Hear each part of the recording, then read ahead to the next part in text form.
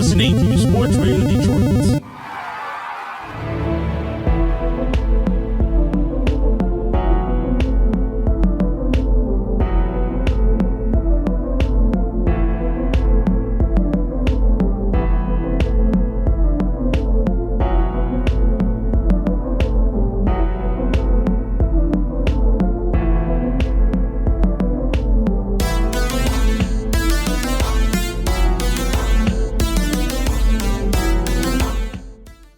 Welcome to Grave Discussions. I am your host, Barnabas. And I am your co-host, Samael. And welcome to a special episode number 82, all work and no play. And it does not make Samael and Barnabas very, very dull boys. No, actually, we're pretty pumped to be coming back with you guys for another episode. And today we're going to be talking about none other than Stanley Kubrick's 1980 adaptation of The Shining. I watched it yesterday for the first time in about 10 to 12 years, and it's still pretty good, and we will get into the details more later. Yeah, exactly. With Dr. Sleep coming out, we really kind of wanted to go back to the Overlook Hotel and examine this movie again, and kind of, talk about what we think is going to be relevant in Dr. Sleep and how, the implications are going to present themselves and unfold and stuff. So that should be a cool discussion, but we're going to get into that a little bit later on in our main segment. First, as always, we got to give a shout out to our host network, Sports Radio Detroit. You can find them on Twitter, Instagram, and Facebook. Just look up SRD, Sports Radio Detroit. That's SRD, Sports Radio Detroit, and you can find them on sportsradiodetroit.com. Yeah, we're pretty much everywhere, guys. You can also check out all the other awesome shows. And one quick special thing as well, for all you sports fans out there, SRD does have a really cool promotion going on with Fanatics, where you can buy all sorts of sports memorabilia. And if you're a Detroiter or just a Michigan sports fans, there's a lot of cool stuff you can buy. So go to the SRD site. You can go to the About Us, check out the Fanatics thing, and then basically anything you buy from Fanatics helps out SRD and helps keep shows like ours going. So go do that as well if you want. But big shout outs to them. Yeah, if you like sports ball, then you can definitely go do that. So as always, we're going to start off the real show here at Grave Discussions with the horror news. And, there really hasn't actually been a ton in the way of breaking news. So we've got 2 news articles for you today and a little bit different with 4 trailers. So let's start off with the first article here. Sam, what is this? So they just finished filming the new Wrong Turn. Also, they finished filming Halloween Kills. Oh, yeah, I heard about that too. There are some cool set photos and stuff, but yeah, a lot of shit got leaked. Yeah. This one, though, a lot of stuff got leaked by, I think, Jamie Lee Curtis and some of them too, but yeah, there was some stuff. But this one is about the new Wrong Turn film coming at us from director Mike P. Nelson, and this is actually, I think, the 6th film, if I'm not mistaken. I think 7th. Really? Holy shit. Yeah, Wrong Turn 6 came out 2 years ago or something. I think you're right. I got the Blu-ray, and that was the most... I had the Wrong Turn collection, and then just Wrong Turn 6, because it wasn't part of the collection, because it came out after the initial release of that collection. Damn. So, here's the thing. I have seen the first one, as I think a lot of horror fans probably have in their time, and it was pretty cool. Kind of Hills Have Eyesy. And then I skipped the rest of them. I saw 4, and from what I remember, it wasn't that great. If I recall correctly, that was that one with the reality show or something. I don't know if you've seen that one, but that one was not all that great. Yeah. And I've heard that the sequels for the most part are pretty shit. So I don't know how I feel about this one. I honestly enjoyed the first and the second. Okay. The rest I have not seen. My friend Brian Tyler, aka Woodsy Toast 69 on Xbox, he listens to the show, and he said he enjoyed all the Wrong Turn movies. So I mean, it's just the same with us with Friday the 13th, you know? Yeah. We're gonna enjoy all of them even though like most of them are hunks of junk. I mean, yeah, it's debatable, on which ones are like good movies and which ones are not. Jason X is bad. Jason Goes to Hell is bad. But they're enjoyable, and these movies are definitely enjoyable too. I mean, you've got these like inbred, cannibals or whatever. I'm down for body count movies, bro. All the time, whenever. As long as the cinematography and the acting is good. As long as there's no, oh no, what are we going to do? Like, right. Well, I'm fine. I don't know. I mean, this one's still probably going to have stupid characters, but this one I think is a little bit different because, again, I haven't seen them all, but I think all the other movies involve like the same inbred mutant cannibals. This one, I guess, is going to have some new characters, including ones called, let's see here, Deer Skull, Ram Skull, Wild Boar Skull, and Wolf Skull. So I don't know if they're going to be like animal themed or something. But you gotta sound something like Larry the Lumberjack. Yeah. I don't know. That's the protagonist. Oh, yeah. But yeah, apparently they're going to be a group of unlucky friends, as always, who go to Harper's Ferry, West Virginia, to spend a couple days hiking, and they are confronted by the Foundation, a community of people who have lived in the mountains since before the Civil War. Sounds like some cannibal Holocaust shit. Yeah. I'm curious, I mean, it's a cool locale, and I just hope that it isn't pretty much the same as all the other Wrong Turn movies, but it is. Probably. We'll see about that one, though. There really isn't too much more information, but I think they just finished filming, so probably expect it pretty soon.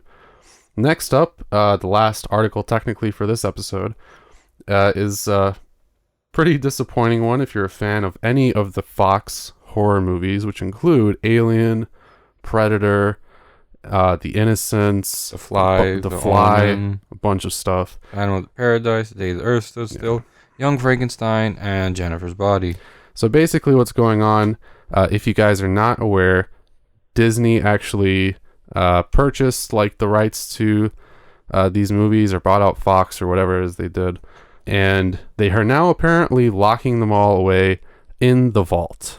The famed Disney vault, or rather the Vault of Greed, where they basically lock all their movies away. They don't let anybody show them. They don't let anybody distribute them until they're good and ready to be like, oh, we've got a new release out. Let's charge, $35-$40 for it.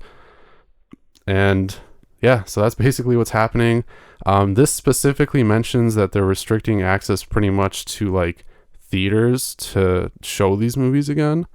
So that means if you ever were thinking about going to see Alien in the theater, well, you might not be able to. Yay, the fuck? I mean, let's be real. Who was going to target Jennifer's Body for a fucking theater release? Yeah, that one's a little, debatable, but Alien, Predator, all those movies, like, those are pretty big draws when you're talking about, like, retro stuff at the movie theater. There recently was an Alien showing that I almost went to but didn't. Now I regret it. And yeah, I mean, people definitely like pay money to go see them in the movie theater, I mean, I guess it's just strategy. Like, what would you rather have? 100 people a day for like a week, $10 a ticket, go see Alien? Yeah. Or have like 10,000 people buy the $40 special edition 4K? Yeah, it's all about the money for them. I mean, that's why they have their whole vault thing in the first place. Like, you're never really going to see The Lion King anywhere else except on Blu-ray when they decide to re-release it, or now I guess on fucking Disney Plus or whatever. Now, I'm going to be a hypocrite. I'm probably still going to get Disney Plus because I still want to see like The Mandalorian and all those other new shows that are going to be on there. But that said, this is still like a scummy thing to do. I never really was a fan of it. But as a financial strategy, yeah, it makes sense. My problem is just that like there are a lot of small theaters that kind of rely on doing this kind of stuff, every so often to like get a lot of people out and buy tickets there and stuff. And usually the tickets at those theaters are cheaper anyway than what you'd find at like AMC or MJR and shit. So this is just going to be like sucking the money out of them. AMC and all those theaters, like, they don't really need the revenue from like showing Jurassic Park again. Scum, Disney, you scum. They probably make a decent amount of money, but yeah, that's what it comes down to. So, I mean, But let's be real though, if Disney does release like a 4K special $60 edition of like Alien, like yeah, a lot of people aren't even gonna buy it because I got the Alien film collection, and let me tell you, I don't feel the need to own 6 of every movie. I already have 3 copies of The Shining, fucking 3 copies of Halloween 2, 3 copies of fucking Halloween. Yeah, there's already. I mean, it's Fox. There's already so many editions of like most of those movies. The only way I would buy it is if they released an edition where like Ridley Scott came to my house and fed me popcorn or something, Yeah. and I could ask him questions about Alien or whatever the fuck. Like, all right, then I would pay, $50 for a new edition. But otherwise, there's already so many. That's why Arrow and those guys are successful at what they do, because you can't really see any of those movies, anywhere else. Yeah, Arrow and Shout Factory, Synapse Films, Code Red Films has a lot of rare ones, and like, it's just, these guys are awesome for like bringing all of these formerly only on like cheap $5 Walmart DVDs and VHSs. Because I mean, I was never into Blu-ray until I got a new Xbox, and I saw all the Shout Factory, Scream Factory, Blue Underground, just all this stuff, and I was just like, wow. Like, these are movies I would walk by in the video store, and someone hadn't returned the VHS, so I had no way of watching it. And then, for those of us that bootleg films or like look up streaming, like sometimes you can't find it on a streaming platform. Sometimes you can't even find the bootleg when you Google full movie, whatever. Yeah. So no, some of them are pretty hard to find. I mean, these are not, but I think Disney's probably going to start going after all those other distributors and copies and stuff like that, because ultimately they're kind of shit and they just care about the money. So we'll see what happens. I guess all I'll say is, if you wanted to go see any of these movies in the theater, see if they're out there now, go see them, or like buy up a Blu-ray or whatever you want before it goes away. But let's move on from that. Let's get into our trailers here. This first one is from director D.C. Hamilton, called The Fair. It's coming out on Blu-ray and VOD November 19th. Like you mentioned to me earlier, really Twilight Zone-ish. Yeah. Black and white sometimes, I guess. Some parts of the trailer had full color. Just this dude picks up this chick, and then they crash, and then she like disappears, and then she reappears, and then she disappears. And then she's all, "You don't remember me?" And he's like, "What the fuck?" Like, yeah. So that's the gist of it. Yeah, it's definitely going to have sci-fi elements for sure.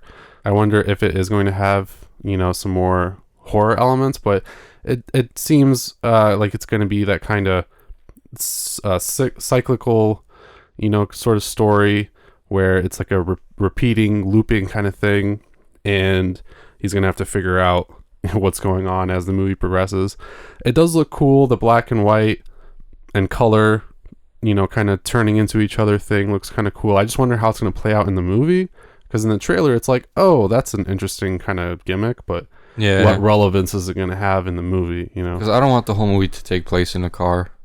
Yeah, I don't know. It probably won't, but it probably will. It would have to be a pretty short movie. Stop being optimistic. Hey, there was that movie Lock where it was literally just Tom Hardy in a car for like however long that movie was. That was the entire movie. For real? Yeah. Holy fuck, thank God I haven't seen that one, and I love Tom Hardy. Apparently it's pretty good, but I mean, the premise itself is kind of difficult to grasp, but I don't know. This one looks pretty cool. It's just going to really depend on like where the story goes for me. But that one's coming out November 19th. And I did also want to mention, I hope that the main actor's acting kind of improves, because there were some parts of it where I was like, yeah, not that great. Like his reaction to being spooked, yeah, was kind of not believable. Yeah. So that's The Fair. Next up, we have Servant, from none other than M. Night Shyamalan, and this one's coming out November 28th on Apple TV Plus. Which is another streaming platform that I'm probably not going to get, but this one looks interesting, to say the least. Yeah, it looks kind of weird, and I like that they didn't really have that much exposition. In the trailer, they just showed like events in the movie, not in chronological order, so we're kind of like, what the fuck's going on here? Yeah, and I mean, it's a series, so there's enough material to just kind of pull those random parts out, but there's a creepy baby doll, and it looks real. Mm-hmm. Yeah, no, it does. When he first lifted it up, I was like, it was a real baby. Yeah. Because it like its arms flop down and stuff. And dude, then, wouldn't it be awesome like if like they didn't reveal it was like a fake baby, and like he lifts it up by the legs and starts throwing it against the floor? Oh man, everyone would be like, "What the fuck?" And that would be crazy. And then after he'd done, he'd be like, "You stupid doll," and then everyone in the audience would be like, "Phew!" Like, yeah, that would have been actually pretty cool, but I don't know. Maybe he does fucking abuse the doll. See, I got shock techniques. Yeah, no, you could do it. But basically, the story kind of seems like it's going to revolve around this couple who lost their son Jericho to some undisclosed incident or reason, and they replaced him with this really lifelike doll that was apparently the only thing that could keep the wife's like emotions at bay. I don't know, but now she's like crazy. Now they've broken down the walls of Jericho. Break the walls down. Break down the wall. What you about to rock? Yeah, put him in the walls of Jericho. I would love to see that. But anyway, her wrestling fandom aside. Yeah. Basically, this doll has replaced their son, and the wife is like all kinds of PTSD craze and everything. And I guess they hire this weird girl to kind of be like the doll's nanny. I don't know. I'm guessing because, you know, the wife wants to really make it seem like that, you know, it's alive and, oh, well, the baby needs a nanny and stuff like that. But the girl's weird. And that's kind of about all we see. But it does look like it's going to be pretty atmospheric. Knowing M. Night, there's going to be some kind of crazy twist. So I wonder what that's going to be. But yeah. It looks like a pretty good, you know, psychological thriller. So that one's coming out November 28th on Apple TV Plus. Next, we've got another adaptation, but this one actually looks kind of cool. Perfectly in time for the holiday season, we've got a new version of A Christmas Carol coming out on an undisclosed date in December on BBC One and BBC iPlayer. So this is a British adaptation of A Christmas Carol. And the difference is that this one isn't family friendly. This one is going back to the roots of it as like a ghost story. Yeah, it seems super atmospheric. Looked hella old. Mm-hmm. Everyone was dressed like douchebags. So, yeah. But I like the feeling in the air. You know, the atmosphere of it all, and you know, Guy Pearce. Yeah, Guy Pearce plays Ebenezer Scrooge, which is great. I would have never fucking thought that in my life. But I mean, if you've seen him in Lawless, you'd understand. Oh, he's a great actor. So I fully expect him to be amazing in this miniseries. And also, Andy Serkis is going to be playing the Ghost of Christmas Past. I love him. I think he's a phenomenal actor as well, whether he plays like a human character or one of his digital characters. But that's awesome. And this is coming from the creator of Peaky Blinders and the producers of Taboo. So it's going to have that dark, spooky kind of vibe to it. So yeah, I'm pretty excited. Imagine having a baby and then be like, let's name it. How about Guy? Hey, Guy. Like, yeah. How about Dude? How about Bro? Like, the fuck? It seemed like a more common name, like back in the day, except it was either Guy back or it in was when, like the 1800s? Probably, yeah. Is he a fucking vampire? I don't know. I think it's like a common name in France, but it's like Guy or something. I'll pay money to see Guy Pearce play Dracula. I mean, Guy Pearce. Guy. I think that would be kind of cool. He's just got that like suave, yeah, that's the thing, kind of thing. Yeah, no, that would be interesting. Maybe he should have been the new Dracula. or him being Van Helsing. That'd be cool. I think he could pull that shit off. Fuck, if Hugh Jackman can do it, then probably anybody. And fucking a potato with a wig. Yeah, I love you, Hugh Jackman. No disrespect to Hugh Jackman. I'm just saying, like, you wouldn't think of him as Van Helsing. So if he can do it, I mean, the Guy Pearce is probably a more fitting actor. But yeah, Christmas Carol. He's going to be Scrooge, so that should be interesting. Coming out in December, and then this last one is something that we did mention before.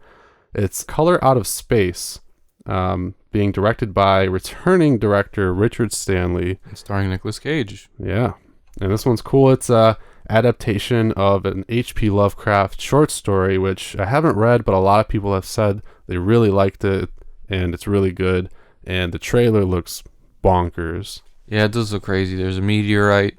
There's Nicolas Cage with a shotgun. Mm-hmm. There's Nicolas Cage's daughter writing shit on her forehead.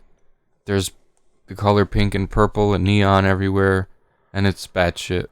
Yeah, so it kind of gave me From Beyond vibes, and I don't think you've seen it yet, but there's a lot of like pink and stuff, and you know it's sci-fi horror, so there's like these weird monsters and shit, and that's actually also an H.P. Lovecraft inspired thing, so you'd probably like it a lot.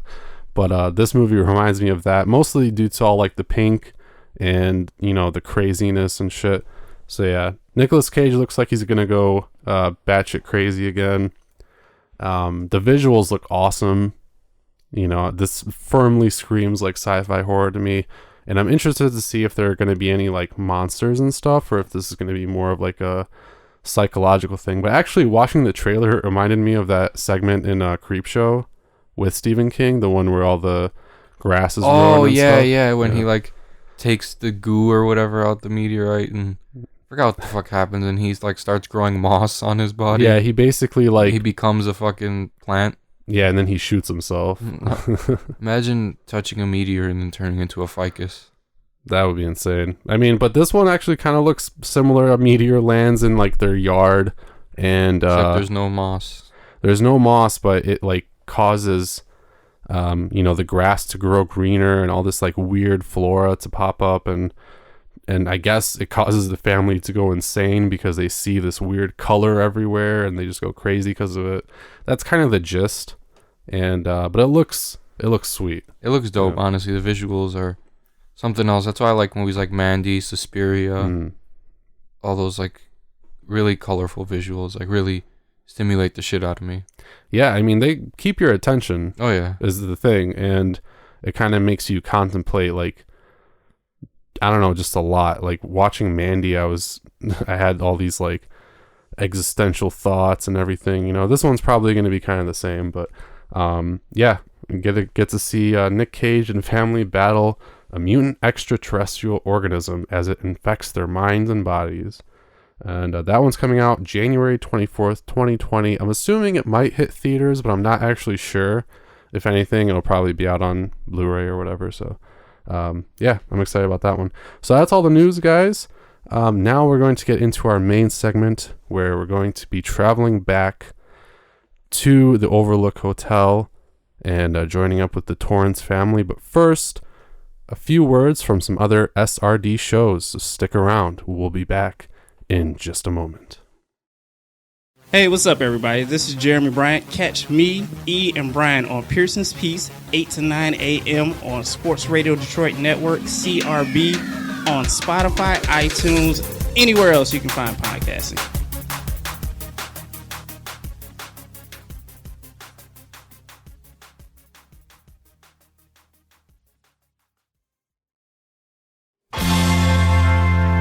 Because I feel like a salad tossing might feel good.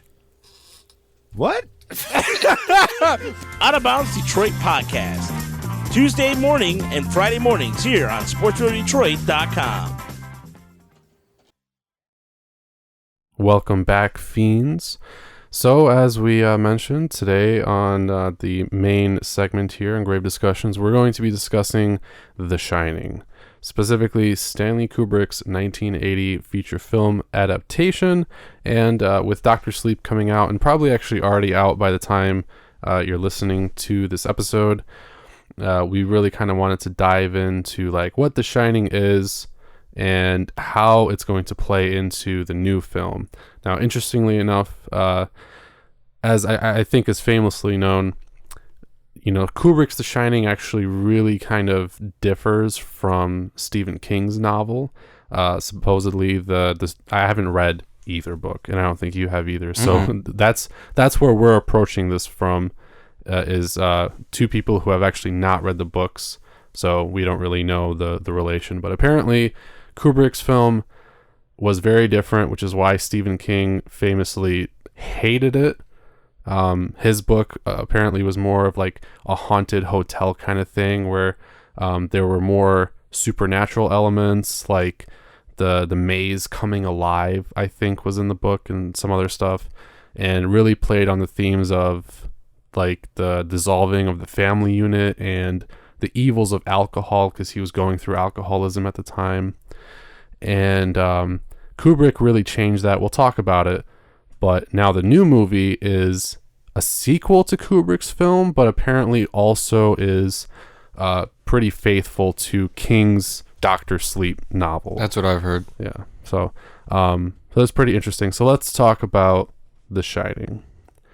So this movie came out in 1980 by Kubrick, who I think at that point was already pretty, well revered director. Orange. Yeah. And he really made this movie his own thing. Apparently he was in this process of like reading through books, and I saw this online actually on the trivia, but he was looking through books. He picked up King's The Shining, and I guess the stuff that he rejected, he would like throw at the wall. And then his secretary apparently said like, he picked something up and there wasn't any noise. So that means that he like found his next project, and it was The Shining. But he wanted to make The Shining more of like a psychological kind of a thing. I think it worked. That's really what it ended up being. Yeah.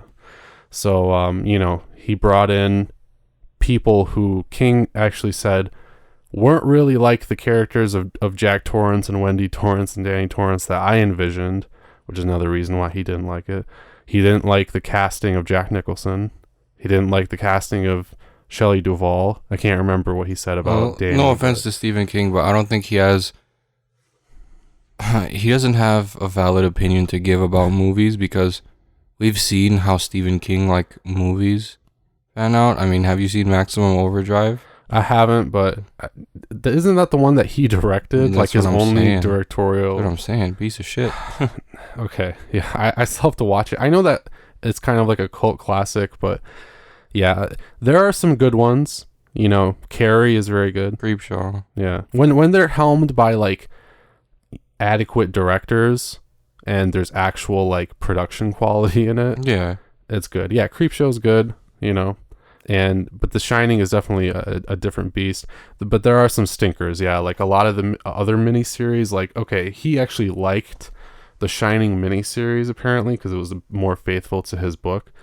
So I mean, I don't know, I guess from his perspective as an author, I kind of get it, because it's like if you write something and somebody's like, hey, I'm gonna adapt it, you kind of want to see like your work adapted, right? What Kubrick mostly did was like he kind of used it more for like inspiration, and used like the same characters' names at least, and like the same setting, but it wasn't really the same. I mean, if I was an author and I've seen someone try to make a movie adaptation, I would want to see their own spin on it. I don't want to sit there and watch my book come to life, because as I'm writing it, that's when I'm envisioning everything. That's when everything's happening. I see everything in my head, in my mind's eye. If I see someone else's twisted mind, like Stanley Kubrick, I mean, if you've seen Clockwork Orange, you know this man is nuts. So like, I would have been more interested to see his take on it. And I wouldn't care if he like, got like too far from like the source material. Like, I wouldn't really care. I want to like, if I create a book, if I have an idea, I want to see your take on it. I don't want to see my vision really on the screen. If I wanted to see my vision on the screen, I would write a screenplay. Yeah, I guess that's fair. I mean, I think that I'm kind of the same way, because I feel like a lot of what happens in books anyway is very difficult to portray on screen, especially because it's completely different mediums, like with words you can convey so much more. Oh yeah. Technically, I mean, at least in your like imagination.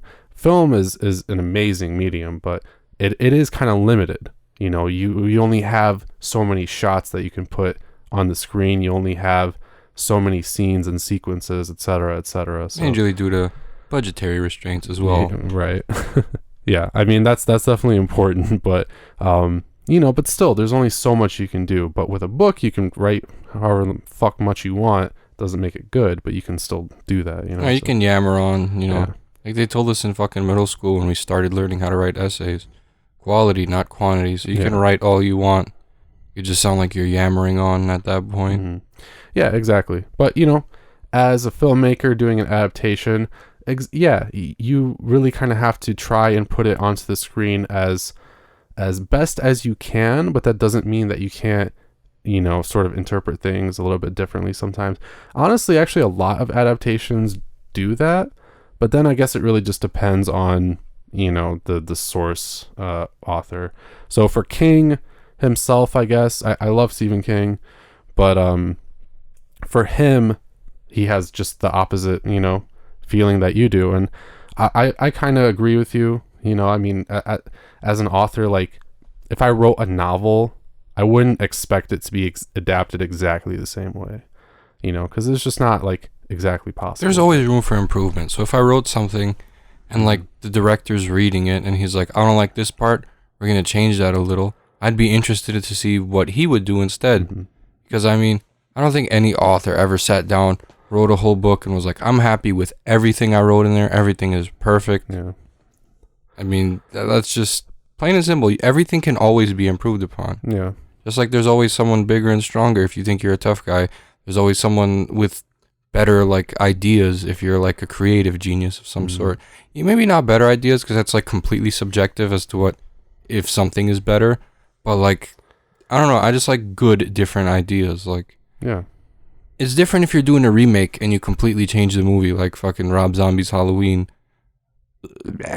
But it's understandable when it's like something like Stephen King's It, right, or like Stephen King's The Carnival or whatever the fuck. Because you don't already have a visual reference. Exactly. You know, it's really just what's up here. So you can't really call back on anything other than what you imagined when you read the book. Mm-hmm. And most of the time that differs when people see it on like the big screen. Like when I read The Great Gatsby and then I watched The Great Gatsby, I was like, I didn't envision it like this, but this is very good.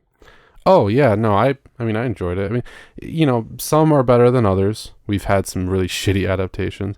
This one, I think, personally, I love this movie. You know, I only have so many like 5 out of 5 movies. This is one of them. Okay. But I know also that there is a good portion of people who actually really don't like this movie, and I'm not sure if that's because they're kind of piggybacking off of, you know, King's dislike of it, or if they have like a genuine dislike of it. You told me that when you first watched it like years ago, you didn't really like it. Now on the rewatch, I think you have a bit, you know, higher of an opinion of it. Yeah, I definitely do. For me, it's like a 4 out of 5 movie now, 9 out of 10, whatever you want to rate it. I think I was I didn't understand that much when I was younger, and I really couldn't appreciate psychological horror films because I was like a slasher type of kid. Like all I watched when I was younger was really like slashers and like movies like you know, Halloween, Friday the 13th, Happy Birthday to Me, New Year's Evil, Sleepaway Camp. That's all I watched when I was younger. So this becomes a slasher movie near the end, but I think the psychological aspect is what I didn't really appreciate. But what I did appreciate when I was younger is the whole isolated setting, the atmosphere, the music, and now I can appreciate all of that, the atmosphere, the music, the tension. You slowly see, like, you know, Jack slipping into like insanity. The acting in this was amazing. I'm so sad that Shelley Duvall had to endure what she did because of like how she is now. If you haven't seen that, type in Shelley Duvall, Dr. Phil, and it's very depressing. Like, I mean, Jack Nicholson's fine. I mean, well, Jack Nicholson's think he's naturally inherently crazy. Yeah, he's like fucking. He's probably, dude. That's what I want to see. Like, I wanted to see Jack Nicholson and Adam West in a movie together, and Leslie Nielsen. That would have been fucking bonkers. Now that I think about it, I kind of want to see Jack Nicholson, if he's never been, as like a Dr. Frankenstein or something, go fucking crazy. But yeah, his performance. I know they say like Shelley Duvall is the star of this film, and for me, sure, like she acted in Terror, like, which is cool, you know, but Jack was legitimately crazy. It took them like a year and a half to film this, you know? So like, something like that. Imagine a year and a half just on set. Well, so supposedly, here's the cool thing. Actually, we both got the recent 4K steelbook of this. Yes, sir. But I think this is also available on other versions. But there's a really cool commentary with the inventor of the Steadicam and who operated that particular setup on The Shining, Garrett Brown, and then film historian, I think it's John Baxter. It's really fascinating. I only got like an hour in because I wasn't able to finish it, but there was some really cool information in that commentary, and one of it was about, you know, the actual shooting schedule, and it was supposed to only take like, I forget exactly what it was. I want to say like, I don't know, 200 days or something was like the, or like 100 something days was like the scheduled amount of shoot days, and it ended up taking way longer. I think it said like almost a year or over a year or something like that, but it took way longer than intended, and that was mostly because of Kubrick. So we can really dive into that, I think, right now, just for a bit until we wrap up. But you know, as we mentioned, this was really Kubrick's interpretation of it, and his interpretation of the novel was more so as a psychological horror film rather than this supernatural film that tackled the whole family dynamic and that tackled the alcoholism. In his film, it was more of this isolated setting and this you know, terrible like location where this Indian massacre happened, and it was basically an Indian burial ground thing, caused Jack to go insane, and just kind of repeated this cycle of violence that's been happening at that location for a long time. So it was the isolation, it was the nagging from Wendy, you know, having to take care of the family and everything, and he had a past history of violence and like abusing them and alcoholism and everything. So some of those themes were there, but they just weren't maybe played on so heavily. But it was really just about him going crazy and killing them and being influenced by the spirits and stuff. But you know, but since it was Kubrick, he had to do his own thing, and he was basically allowed to do his own thing. He like emotionally tortured Shelley Duvall. I guess Jack Nicholson, there was a cool bit of trivia where he only ate cheese sandwiches for like 2 weeks or something like that, leading up to, you know, the famous "Here's Johnny X" in the door scene. And he hated cheese sandwiches, so it got him like agitated. And then like there were days where, what the fuck is a cheese sandwich? Just like two loaves of bread? I mean, two slices of bread and cheese? Yeah. I think it's like an American thing. I don't know. I don't know. I don't know. I mean, there's like a grilled cheese, but it's grilled. Yeah, that's really good, yeah. And then the cheese is, you know, that makes sense, but like just fucking plain bread and cheese, I would go crazy too. He did it to himself. Honestly. Fuck that. Yeah. He should have never have told anybody that he didn't like it. But no, Kubrick pretty much took advantage of them for the movie, and hey, it fucking worked because Shelley Duvall was insane, Jack Nicholson was insane. Dude, Jack Nicholson was like a fucking tweaker in that movie. Yeah. I like the facial expressions he makes and all that stuff. The only thing that can rival his craziness is, I don't know if you've seen Full Metal Jacket. Oh, yeah. But Gomer Pyle's craziness when he finally fucking snaps. Yeah. I mean, it was really, really well done. Like, his whole descent into madness, I feel like. I think that's why, well, part of why I think this movie is amazing. Plus, everything is super meticulous. You know, there's a whole bunch of stuff about how he'd do 40, 50, 60 takes of the same shot. Sometimes he would do insane things to get a shot. Everything had to be like perfectly symmetrical because that's what he wanted. That's how he thought it should be. One scene with Scatman Carruthers as Dick Halloran and Danny took 148 takes. Jesus. So, I mean, that just kind of tells you what kind of movie this is. Everything happens for a reason. Didn't he have like Shelley Duvall swing a baseball bat like 124 times or some shit like that? Yeah, that's what was reported. But then I guess that the camera operator at the time said it wasn't nearly that much or something. There's like conflicting reports, but there's some crazy ass trivia behind this. I wanted to mention something about Dr. Sleep now. Okay. So like, fast forward. I hear speculation from YouTube. This is my YouTube research. The scenes from The Shining in Ready Player One are going to be used in Dr. Sleep. Really? Yeah. Holy shit. Okay. Yeah, if you guys haven't seen Ready Player One, there is reference to The Shining. Because like I got bored last night. Like before I started The Shining, I was like, let me see something, because I remember The Shining in Ready Player One. Yeah. And I looked, and then I seen some comments. They're like, oh, they're going to be using this in The Shining 2 next year, aka Dr. Sleep. Wow. So people have known about Dr. Sleep for a minute now, and I don't know how they got this information. But, you know, Spielberg being a huge fan of Stanley Kubrick's The Shining, I think he said it was one of his favorite films. No surprise he would put that in, you know, Ready Player One and include all those Easter eggs and everything. And I wouldn't be surprised with them using any of those cuts from Ready Player One in Dr. Sleep. I guess I just wonder like how they're going to, because I mean it was like a video game thing, so I mean, I'm interested. After watching the video, everything like in there looked legit. Okay. Like, and I'm pretty sure they did actually go to the actual hotel. Some of the scenes were like original scenes, and they CGI'd the people in there, and they changed some of like the camera work and stuff, but for the most part, I think it can work, honestly. I'm interested. Yeah, so we do see from the trailer that they go back, or at least that Danny, or Dan, played by Ewan McGregor, goes back to the Overlook Hotel, and it's all like decrepit now, and he looks through the hole in the door and stuff. So it's going to be really interesting. So that, you know, that's kind of something that we briefly wanted to touch upon, is that connection to Dr. Sleep. I have read some little plot synopsis. It's definitely going to be a much broader story. It doesn't just take place at the Overlook. You know, it's going to follow Dan as an adult who actually is battling his own bouts of alcoholism and emotional problems, etc. But he really becomes connected with The Shining, and he meets this little girl, and it's this whole thing.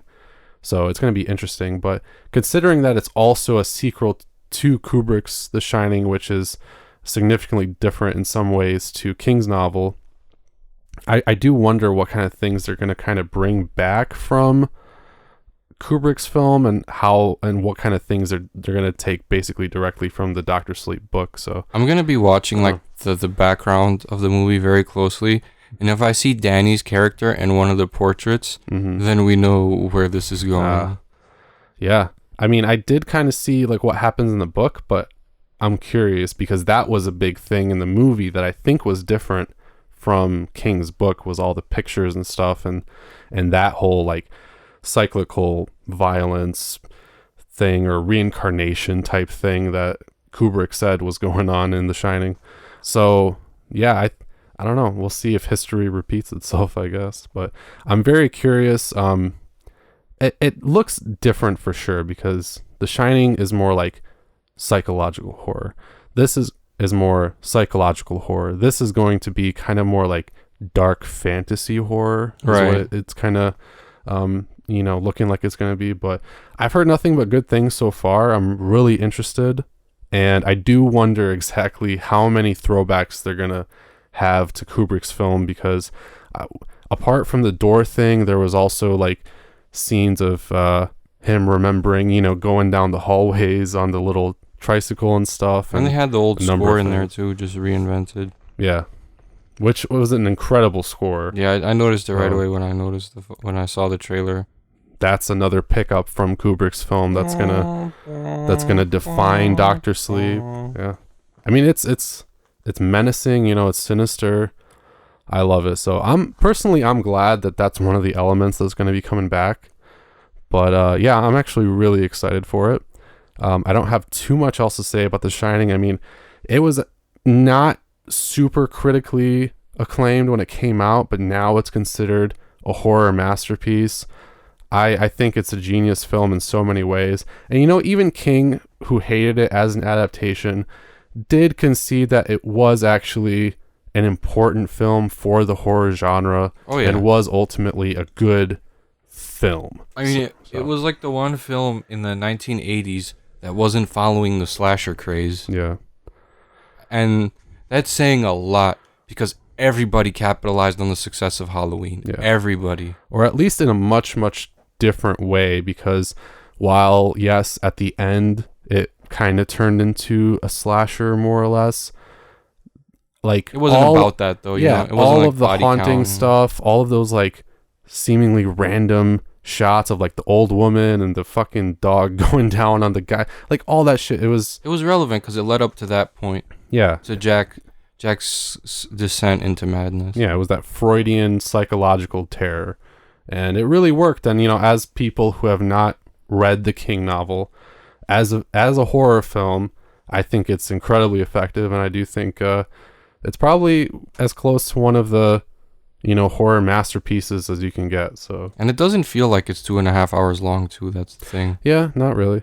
And, I was actually kind of thinking about it that this almost is kind of similar to The Lighthouse. So it's convenient that this is a discussion that's happening right after we discuss that movie, because I do find similarities, and yeah, you're right. The pacing is actually really good, because even though it's a lot of kind of going day to day as they live and take care of the Overlook Hotel, there's still like subtle things that are happening all the time that are giving us like access to all the crazy shit that happened there and how the story's evolving and everything. So yeah, it's really well done. Everything really tied into the end, and it wasn't like there wasn't that much exposition. You had to kind of draw your own conclusion through like Jack's interactions with like the hotel itself and like the ghosts and like even Danny, The Shining that he and what's his name had, Dick Halloran. That they've. If Dick Halloran had The Shining, why didn't like Danny warn about his dad hiding around the corner with the axe? Oh, I don't think he knew that was there. I think when they were communicating, he probably... Well, I don't even think that Danny fully grasped The Shining, but it was probably like maybe he was, scared, so maybe Dick Halloran kind of noticed that, or maybe he just told him like, hey, my dad's going crazy, or something. But yeah, I don't know. That was an incredible scene, though. That was a brutal scene. One of the only actual like gory scenes in the movie, but it worked really well. Oh yeah, Jack Nicholson looked like a real madman while that was happening. One more thing I wanted to mention too that I really liked about Kubrick's film that I hope kind of becomes adapted in Dr. Sleep too is just the lack of like digital stuff. Yeah. So interestingly enough, they go over this in the commentary too. There was only one special effects shot in the entire movie of Kubrick's Shining, and it was that one scene where it's going top down on Wendy and Danny in the maze. Okay. That was the only special effects scene. They actually shot it from an apartment roof, looking down on a scale model of the maze that they built. Oh, shit. And they composited another shot of the maze onto it. And that's it. Everything else was in camera, so done practically. All the snow is like salt and like styrofoam or something like that. Yeah. And all the scenery and everything is all real and stuff like that. So I hope that they keep that, because that's one of those true like everything is as it is pretty much movies, Yeah. all the blood and everything. So I really hope that Dr. Sleep isn't too CGI heavy and stuff. I know Mike Flanagan did some of that with The Haunting of Hill House, but he's a great director, I think, modern day, so I'm excited for it. But that's pretty much all I have to say about The Shining at this point. Do you have anything else you want to add? No, I have nothing I really want to add other than the fact that my opinion on it has changed since the years have gone by.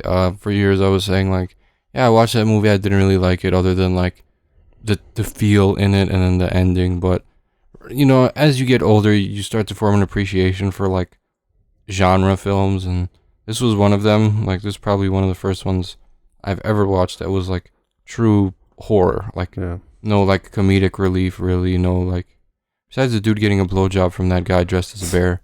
Yeah, but even then, it's like, what the fuck? Yeah, that was a what the fuck moment. That wasn't really funny, but yeah, I think it deserves the recognition it gets. I don't think Stephen King has the right to voice his opinion on movies.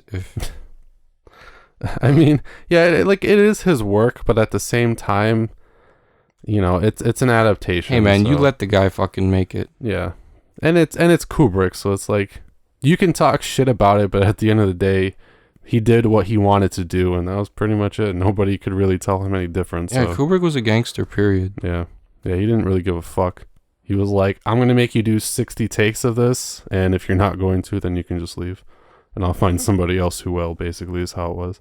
Like the Steadicam operator, he said that he, like, ultimately loved the experience, but that it was grueling. Yeah. I believe it. So, yeah, but incredible film. We're both excited for Dr. Sleep. Make sure that you guys tune in to the next episode where we will be reviewing Dr. Sleep.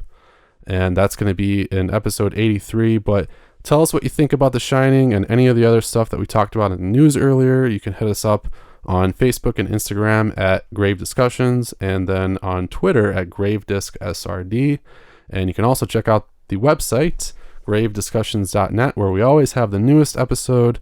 We have the episode archives, articles, a bunch of other stuff. So go do that. And that's going to wrap it up for episode 82, Fiends. Make sure you tune in next week where I give you my special lasagna recipe here on Grave Discussions. You can't have my recipe. I was lying.